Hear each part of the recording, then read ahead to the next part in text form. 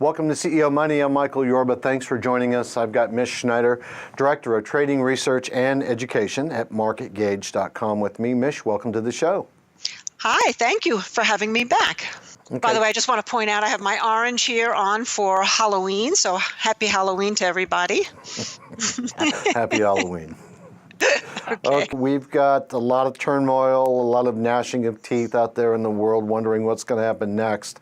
But today, we're going to start with the Russell 2000, the 5 sectors you want to talk inside of it.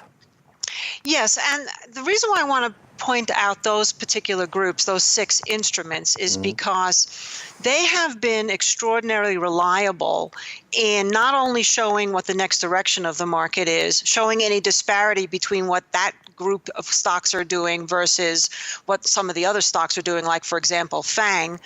But I call it my economic modern family because when they're all behaving in the same way, it's very powerful. But like any family, they can have disputes. And when they have disputes, that's really good information. So the Russell 2000 is really the granddaddy of the family because it actually is, I think, the best measure of the 4 indices of the U.S. economy, being that 100% all the stocks in its basket are either manufactured or done in the United States. So, with FANG, Apple may be, a great tech stock, but it's not really a measure of the U.S. economy.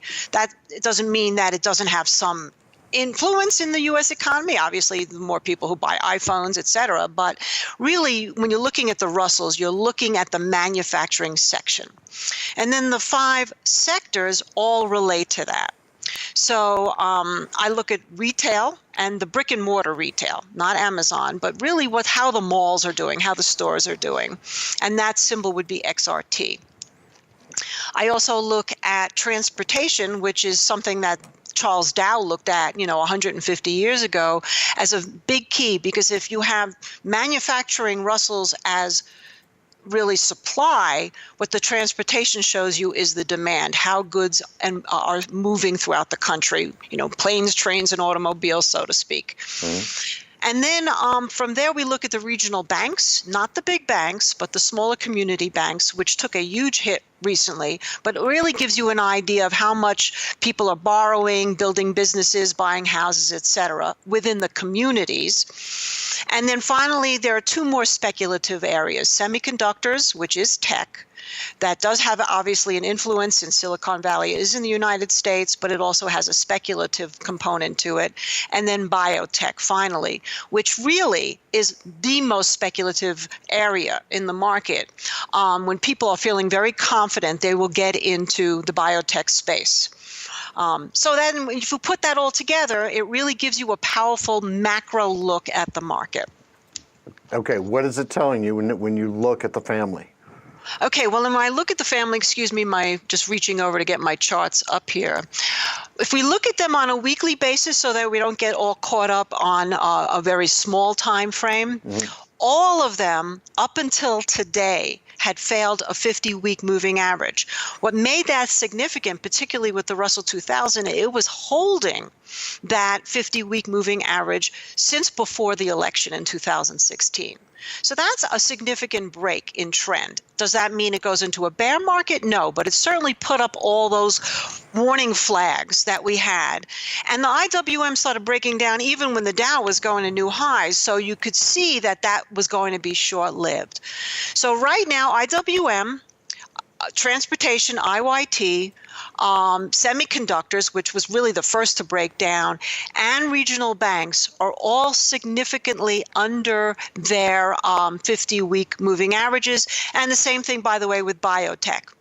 The only sector that is now back above its 50-week is retail, interestingly enough. But seasonally, that may make some sense because we're going into the holidays, Black Friday coming up next month, Christmas, et cetera.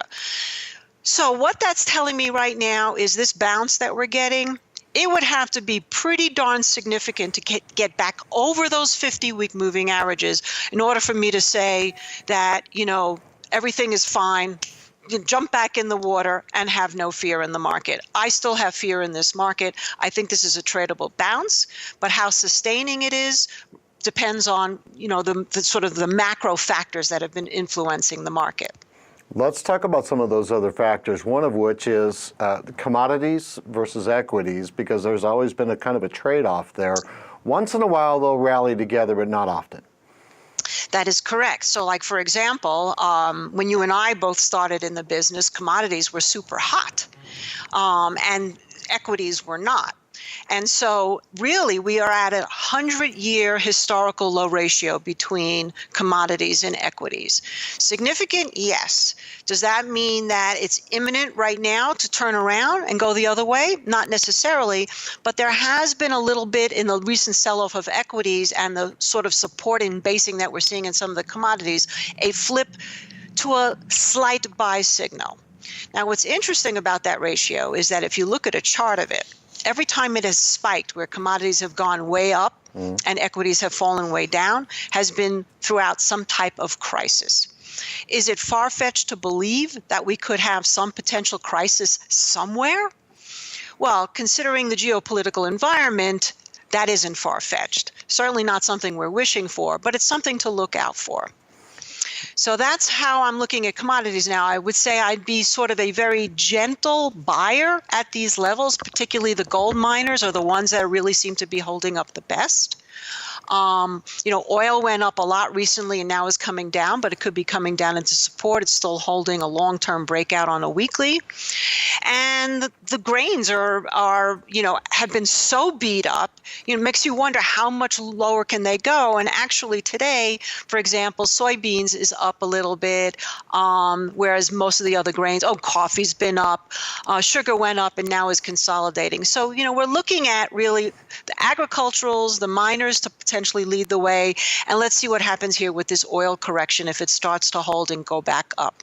There's a guy who made a famous statement, now is the time to buy things you need versus the things that you want. Do you think that may be a potential trend at this point? Yes, and there's two ways to look at that, because on a global demand, if the global economy has been faltering, then obviously commodity prices could suffer. On the other hand, in a crisis situation, he is absolutely 100% correct. What people do is they start hoarding commodities. And I'm not even talking about, let's say, trees being destroyed for coffee crops or something like this. I'm talking about the psychology of hoarding raw materials. That's what you want when things are going awry. Tell me about the dollar and the direction of interest rates. That's going to be a big thing going forward, I think. Well, I've been writing a lot about this in my daily blogs that I do, Mish's Daily, which is available many, many ways to get it on Twitter, which, by the way, is at Market Minute, or you can go to our website, marketgauge.com, and get it. And there's been, to me, three confluent factors here, and that's what I think caused the actual correction. One is interest rates are rising.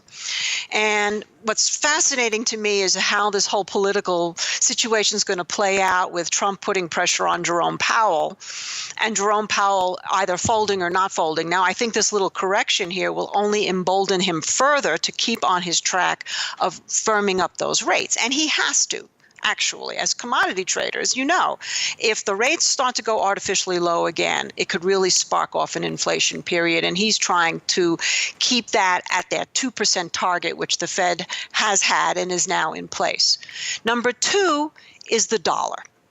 The dollar has gotten ridiculously strong again. It's trading up above 2018 highs into 2017 high territory. Not quite there yet, but it's getting there.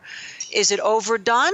What does a strong dollar do? Well, obviously, a strong dollar makes cost of goods higher. So that and higher interest rates combined is not a really good scenario in the long run for stocks. And then finally, there's that X factor, which has been oil, which while it was going up, certainly was putting pressure, especially with people going to the gas tanks and finding out now all of a sudden they were paying over $3 a gallon of gas.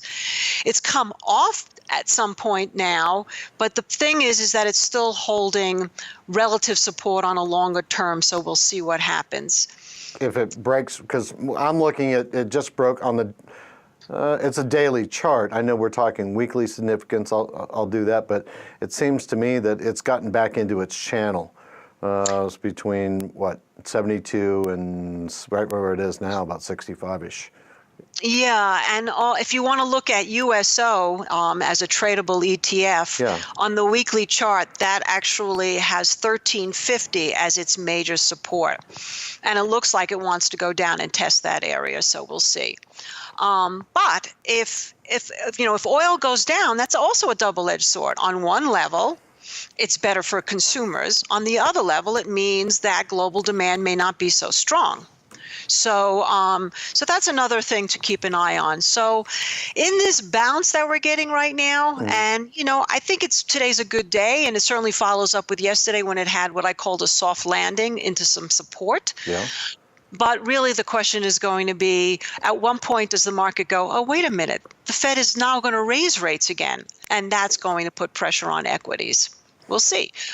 Sometimes it puts pressure on commodities too because of the cost to carry on those.